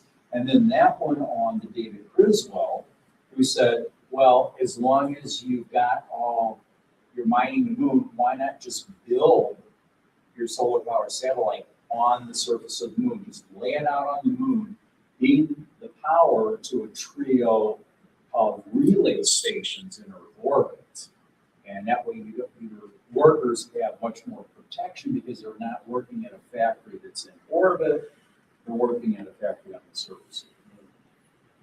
And I know that there are people working on the numbers in a much more serious way than I have up to this point, but you essentially have three key benefits of using lunar regolith or in space silicon sources for making chips. It's that you can make the chips wider so that your ultimate wafer has a larger cross section, which increases your chip density by the square of the radius, right? So that's a benefit. You've got the opportunity to create longer ingots because you're no longer worried about the ingot itself just kind of falling apart. So that means your overall wafer yield can go up. And then the other benefit is that because you can control your temperature environment much more carefully, you have a greater chance of actually also having a better yield of just the general single crystalline form at the same time. Now, the big risk that comes in with a lot of this is actually, does the cosmic radiation come in and cause disjunction within your crystal lattice? And I don't know that that's particularly well known at the moment, but is one area to keep an eye out. What about static electricity? If it's difficult to fight here, if you're on the surface of the moon, it's insane. Mm-hmm. So you need, and there's some good research on polymers that create an anti-static because it's a problem right now for solar panels that operate on the surface of the moon being tracked right away and dust. So they're trying to figure out how you shed that. Do you shed it electromagnetically? Is it a polymer that goes on your solar panels? If you're going to manufacture them, how do you keep it clean and static free? Yeah, big risk. Yeah. Well, all right. I'm glad these conversations take on a life of their own. It makes the show special. I think Charles, you were up. You want to have something to say? So I'm probably one of the more unusual guests here because Michael has no idea why I'm here. So let's find out. I want to just tell you that I've been a technologist my whole life for 50 years, but in terms of space, I'm really unusual because I'm a fanboy primarily. So I ran into Michael originally at 22 years ago at the Boston World Science Fiction Convention, which is where he is presenting about the space elevator back then. And he convinced me through a website that had a thing that said return on investment 40 years, 100 years, or 100 years plus. So I checked that one. Okay, so that's how we became friends. And we worked on a lot of very cool early experiments. We had a blinding snowstorm. We had a crawler going up and down a little tiny version of the tapestry. Went to Northwest. At MIT, by the way. Yeah, the green building, 36 floors high. Yeah. And then there was a big balloon getting FAA clearance in the Northwest. And you had that little car that we were driving. Anyway, so I've been there forever. I flew at my own dime in 2011 when we shifted to the Lunar Space Elevator 15 years ago now. And so I've been a big fan for a long time. But one of the reasons I came here was I thought, I wonder if I can actually use Anthropic Claude code at lunch to build a simulation based on lift port data. And so I did. It took 90 minutes. Okie doke. At lunch today, I used Anthropic Claude code. It using the $400 level, the business level. Mm-hmm. And in 90 minutes, it built a paragraph of what I thought you were doing. And what it's doing now in Agents is reading all of the lift port transparency documents and video, and it's going to make a better version of this. And I brought with me a headset so we can make something that's both educational and for investors. And Michael had no idea I was doing this, but I just thought I'd show up and see like what I could come up with. So on the laptop and the VR headset, if anybody has feedback about what you want to see, I can produce something by the end of the conference. So, thanks, Charles. Brilliant. Nice Okay, thank you. I have not seen Charles since 7 to 8, 10 years, maybe even no. The last time I saw you 20 was at the Oh, at the 15 last years. blue Yeah. experiment. That's 15 Well, I've got a years nice ago. beard now, one of the gray beards. Right. Yeah, I'm working on it. Well, thank you, Charles. Thank you. We've only got about 15 more minutes left. Is there anything like open mic? Anybody want to talk about anything? You haven't said anything. I don't know who you are. Hi. Hi. So, shall I sit in the hot seat? Sure. Sure, come on. It'd be great. Hi, I'm Michael. Hey, I'm Ken Gojo. Nice to meet you. So, I went to a lot of these conferences maybe 20 years ago, 2006, 2007, that sort of a thing. And I've been off in New York City, working on Wall Street and stuff like that for many, many years. And now I'm starting to try to become active as a space investor. And it's really interesting to see the difference between now and then, because back then, if you walked in and said, hey, I can write a $5,000 check, you'd have 20 guys lining up. Work with me. Now it's like, you go out to these space investment conferences and it's like, hey, I can write a check for $1 million. It's like, get out of here. It's like, it's not even worth talking about. So there's a very interesting, I'm kind of like trying to search to see like where exactly my niche will be at the current moment.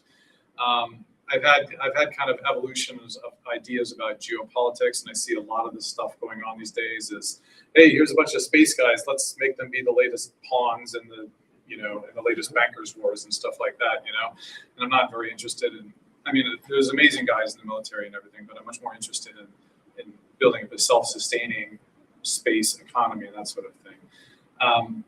So yeah, I just thought it'd be interesting to get out and come back to ISDC for the first time in a long time and look at it with new eyes and that sort of thing. Well, you're one of the reasons why we exist in the first place. Pretty much. Tom and I met in 2002 at the Mars Society conference. I just started working on the space elevator, and Tom was working on the old Colony Fund project that, that was 20 years ahead of its time, but now is going out. Now it's actually kind of working in a certain form. Starbridge Capital has done some of our things that we kind of pioneered. We were working out, well, what will we invest in? And now, and how would you do it? And they're doing some of those things. They have their own options involved, but they're the only people that actually gave me credit for doing anything. So I love those guys.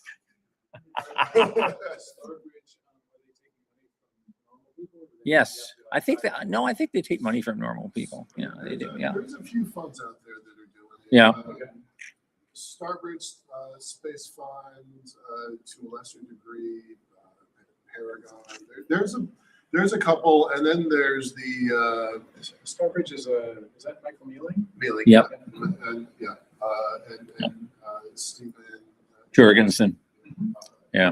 And then Rich Godwin's floating around here somewhere. He's got some Oh, stuff wow. going on. He had a book company way back. He did. That's his brother. His brother. That's Rob. So I mean, so Tom's been running the space investment Summit. business. Well, I was going to say the business plan company. The business plan company. We've been doing that since 2009. And they actually have been involved in Space Investment Summit since 2007. So space investments, what's that? Oh, that's where, well, I was a bunch of investors get in a room and, no. This is something we did. It came as a part of the old Space Business Roundtable in the late 90s, the early 2000s with Boeing and a lot of those people. And one of the guys who was working there at the time, Paul Eckert is his name. He ended up at FAA and then he retired a few years ago, but he started that thing. I started working with him on that. I don't even remember how he got my name, but but we did this thing. But first one we did this in New York City, and some people from The Economist were there covering it, of all things. But it was one of those things where this is one of the first times we actually invite a whole bunch of different kinds of investors from different ideas to talk up space, because a lot of them were just wanting to find out about space. They didn't really know a lot. They weren't involved. The giggle factor was still very high. Well, we got like 60 people to attend. They were all investors, and we said, no pitching companies can come to this thing.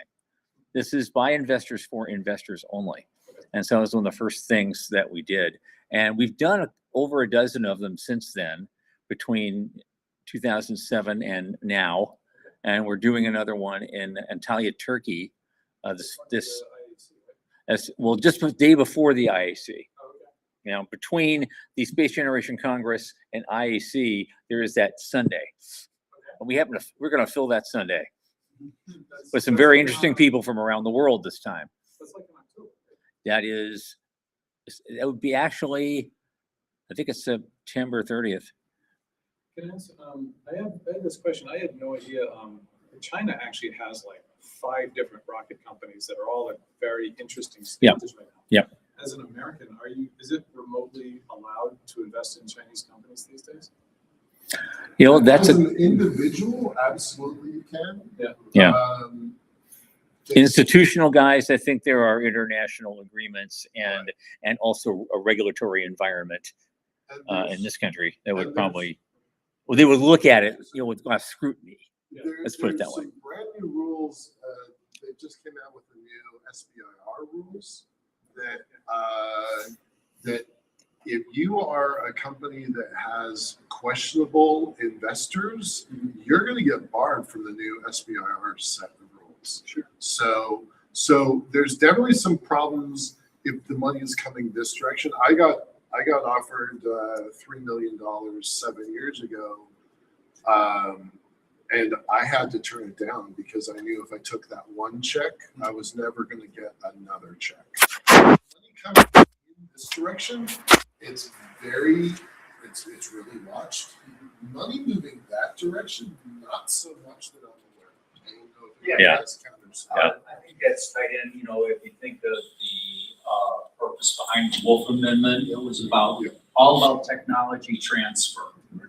And the parallel here is that if you're sending your money out, you're sending out money. You're not sending out IT. But if that money is coming in, it's like, okay, show us the IP in exchange for my money. So it's to prevent the outflow of IP. You had a comment there? Yeah, Is it Brad?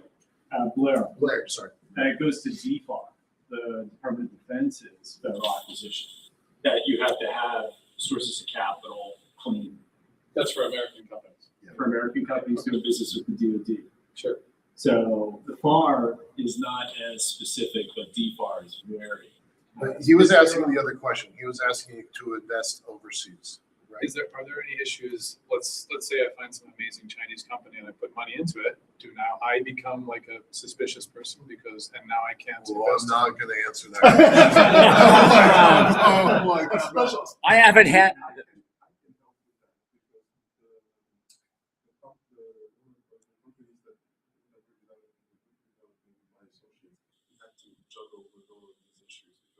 Since we develop projects mainly with Global South, I'm going to involve partners who may or may not be under some form of US entry, which change all the time. So by definition, we have to be able to navigate that.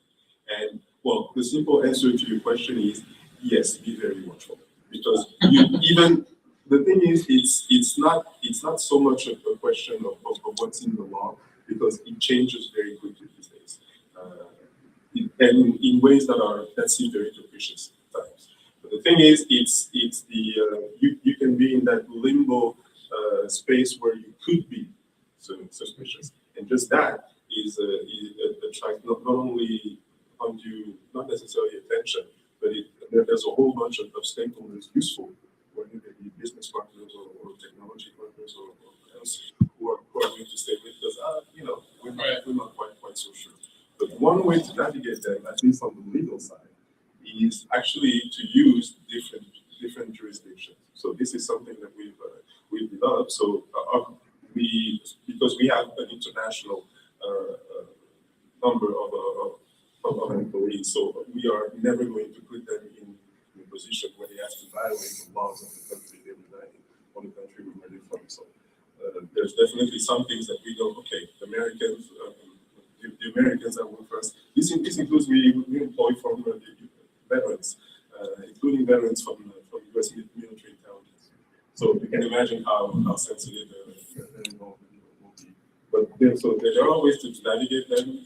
We use people that have a different nationality and we use different jurisdictions so that we can work with the Chinese, for example, on space technology in Africa. That's the best way to address it. And there must be lawyers who specialize. Yes. There's always lawyers. There's always lawyers. Okay, ladies and gentlemen, we have about 4 minutes to go. I want to know if somebody will volunteer this. We always ask our guests, at the end of each show, what do you think the world's going to look like in this industry in 5 years and 25 years? Is there anyone here who would like to take a crack at that?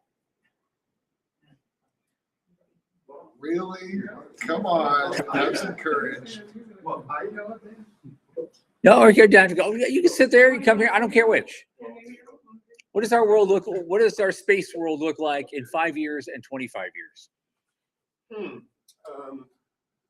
5 years, I think Elon Musk will be a multi-trillionaire because he will have achieved his swing.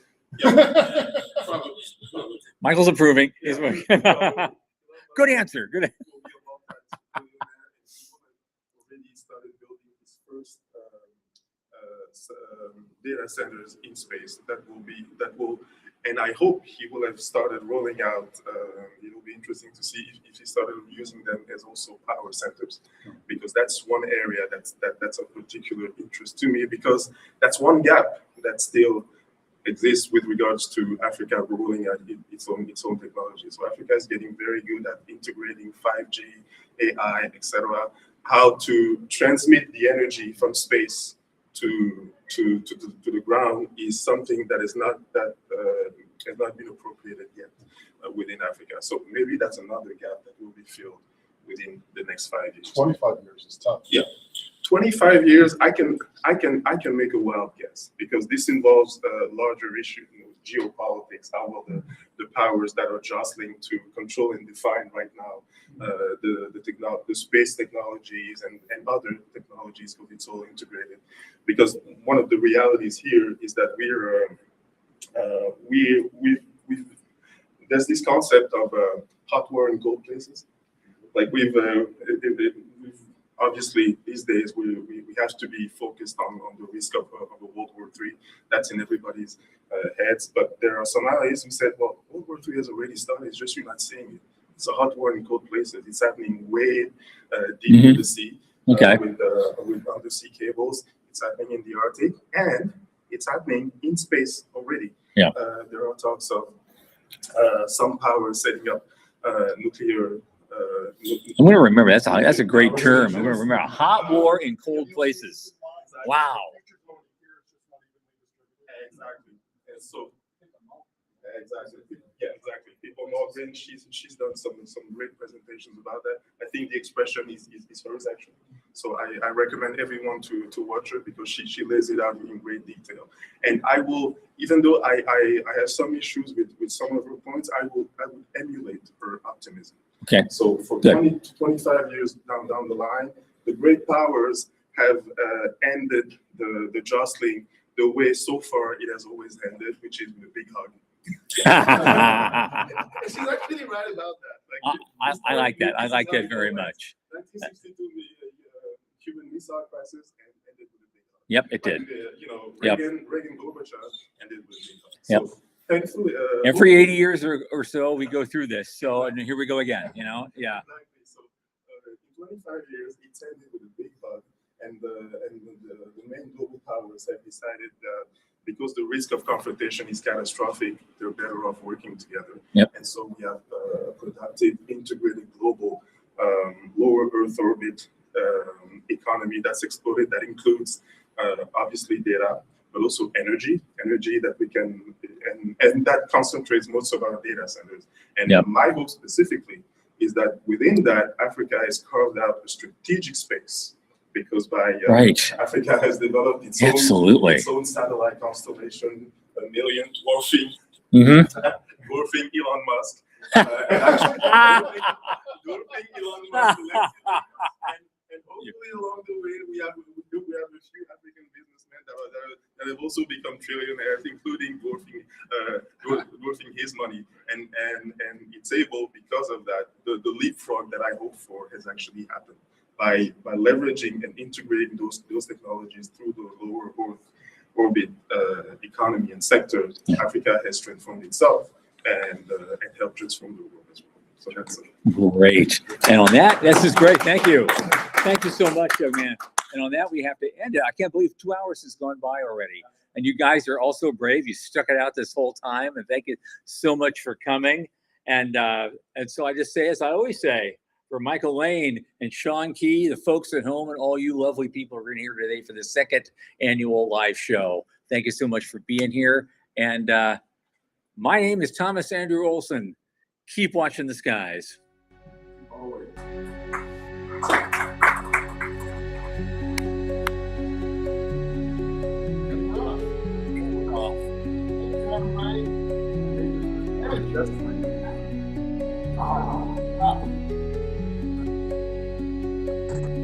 Nice to see you. Yeah, you said you would be here. Yeah, but